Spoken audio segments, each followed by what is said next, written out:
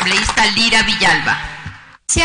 Gracias, señora presidenta. Muy buenas tardes a todos los compañeros asambleístas y al Ecuador que está pendiente de este debate, que no es menos importante, aun cuando es un tanto extemporáneo. Quisiera empezar señalando algo con puntualidad.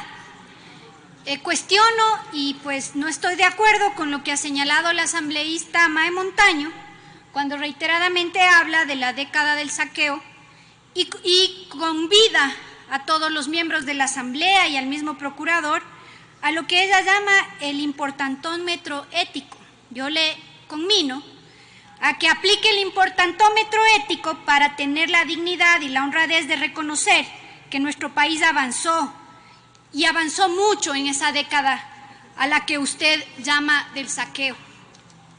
Quisiera señalar con puntualidad que es un error que se diga que este es el procurador de esa década cuando lo que se está tratando, o este es el juicio político al procurador de esa década cuando lo que se está tratando aquí son los incumplimientos surtidos en el tiempo de gobierno de Lenín Moreno Garcés. Ambas recomendaciones de la Comisión de Fiscalización respecto al juicio político, ambas pruebas que fueron valorados en relación a la temporalidad tienen que ver con este periodo de gobierno.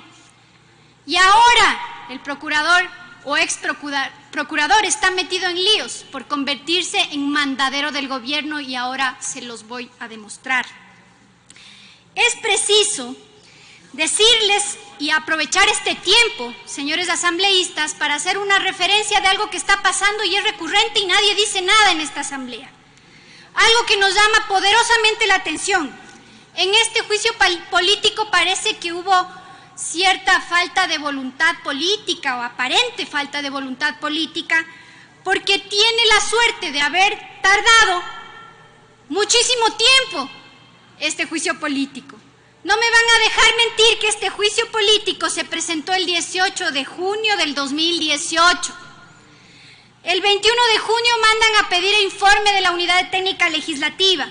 El 6 de septiembre la Unidad de Técnica Legislativa emite el informe. 3 meses se demoraron en emitir el informe para que el CAL envíe a la Comisión de Fiscalización. La Comisión de Fiscalización envía su informe el 19 de noviembre. Señores asambleístas, estamos a 16 de enero recién tratando el informe de este juicio político. Faltan unos días.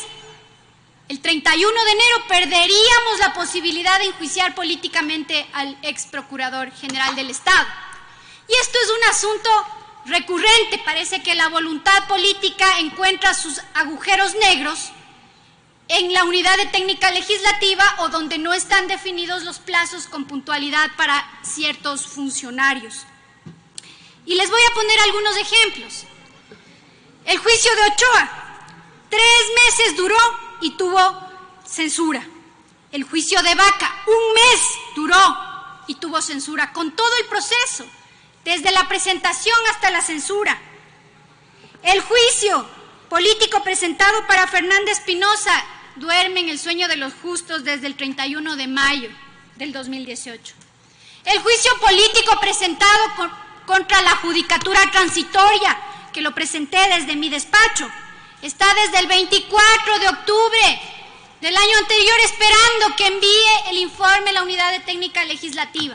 Cuidado que estas instancias se conviertan en, insisto, agujeros negros de la voluntad política de fiscalizar con oportunidad y con prontitud en esta asamblea.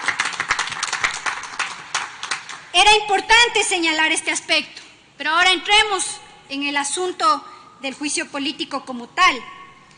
Aquí se han dado varios argumentos. Frente a las acusaciones de la asambleísta Mae Montaño, que han sido 5, la comisión tomó en cuenta 2 de ellas, y 2 de ellas en razón de la temporalidad y de la competencia que en virtud de esa temporalidad tiene esta asamblea. Tomó como referencia la arrogación de funciones y desviación del poder, que hubiera dado una consulta absuelta de forma inconstitucional. tomó como referencia el incumplimiento de funciones al haber provocado que se abandone la causa, se declare en abandono la causa. La acusación particular más vale en el juicio del Estado, que han hecho varios referencia con el tema de Jorge Glass. Es importante señalar que se tomaron estos dos aspectos y se desecharon el incumplimiento de función por el patrocinio en el tema de hidropastasa, el asesoramiento jurídico y también la administración ordenada de los recursos de la Procuraduría y la representación judicial. Así que esos temas, por falta de competencia de esta Asamblea, no podemos tratarlos por más voluntad que exista de aquello. Y no es como dice la asambleísta Mae Montaño, que hay que tomar los antecedentes de esto para poder enjuiciar, porque esto, al igual que la suerte que ocurre en el término penal, no es un juicio por el autor, sino por la causa, por el incumplimiento. Y en ese sentido, vamos a ver a qué hacemos referencia. El procurador en su defensa ha señalado o ha cuestionado más bien el debido proceso. Dice que se ha incumplido el debido proceso porque la Comisión de Fiscalización recién en su espacio dijo que era competencia ciertas cosas y otras no, y el CAL no lo hizo. Para la información del procurador, o del ex procurador más bien, eso es un proceso que está contemplado en la ley en el artículo 80 y 81 y da las mismas funciones al CAL y a la Comisión de Fiscalización, es decir, ambos son filtros de la verificación del cumplimiento de los requisitos, así que es un argumento totalmente inválido. El procurador en su defensa, además, habla de lo que precisamente yo quisiera hacer referencia con mucho énfasis, porque yo insistí en la Comisión de Fiscalización que se tome como referencia uno de los incumplimientos que es más que evidente, la absolución de la consulta del Procurador General del Estado frente a las inducidas, malintencionadas consultas hechas por la Presidencia de la República, en ese entonces por Eduardo Mangas, que era el secretario de la Presidencia y que no compareció, dicho sea de paso, a la Comisión de Fiscalización.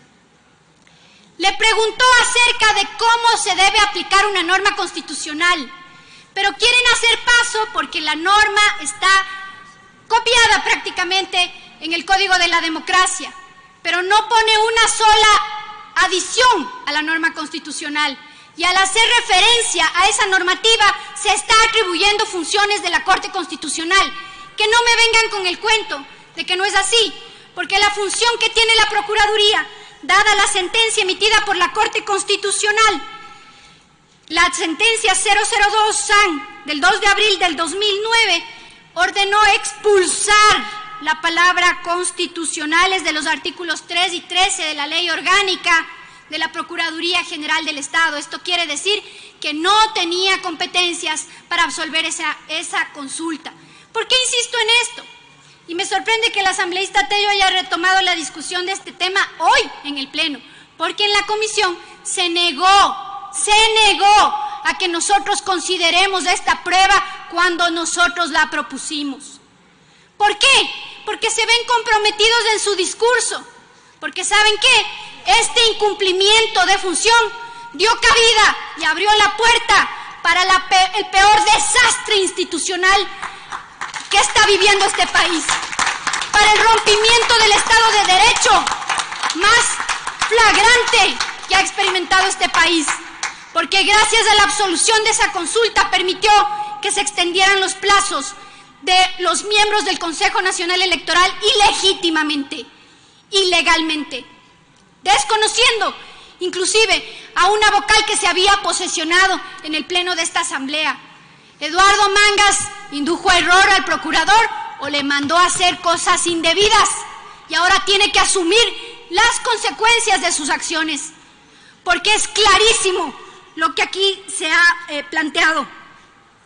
Es importante señalar en esta argumentación que el procurador, además, en su defensa dice que no ha habido un pronunciamiento de la Corte que la Corte, cuando habla de que no puede absolver consultas, se refiere a que aquello que se crea derecho objetivo. Claro que crearon derecho objetivo. Derecho objetivo lo crearon al haber dado derecho de ocupar esos cargos a quienes no debían ocuparlo. Además, la reconsideración dice, no ha sido solicitada ni declarado inconstitucionalidad al respecto. ¿Cómo se va a pedir reconsideración si la facultad de la reconsideración solo la tienen las instituciones que hacen las consultas, las máximas autoridades de las instituciones? Si ellos eran los que le pidieron el favor seguramente al procurador para que haga la fregada que hizo con absolver esta consulta. ¿Cómo iba a pronunciarse sobre la inconstitucionalidad de la Corte Constitucional? ¿Cuál Corte Constitucional? La alcahuete de la consulta popular. Esa Corte Constitucional se iba a pronunciar, por favor. Ex procurador, por favor. Ese no es un argumento. Ha concluido su tiempo, señora legisladora. Estoy por terminar, si me permite 30 segundos para concluir. Dejo sentado que quién iba a pedir la reconsideración, quién iba a declarar la inconstitucionalidad. Dejo sentado que el procurador, en virtud de este incumplimiento que no ha sido tomado en cuenta como válido por el informe de la comisión, es la más clara evidencia del incumplimiento de funciones, lo que es más, un acto, no delito, de traición a la patria, a los ciudadanos, a la institucionalidad, al Estado de Derecho.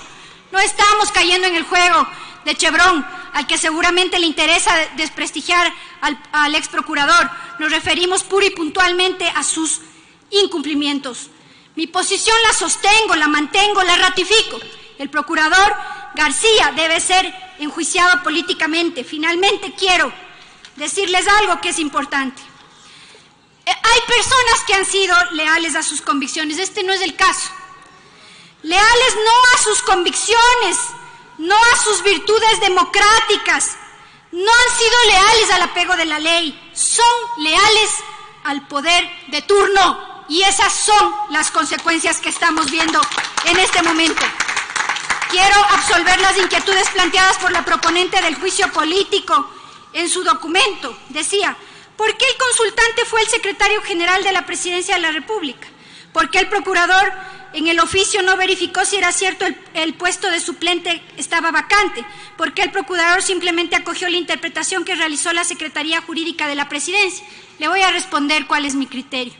Porque todo obedecía al capricho de la Presidencia de la República. Por eso estamos como estamos, ecuatorianos, asambleístas. Reaccionemos. Esto no es un tema de guerra entre unos y otros, sino del bienestar de los ecuatorianos. Muchas gracias.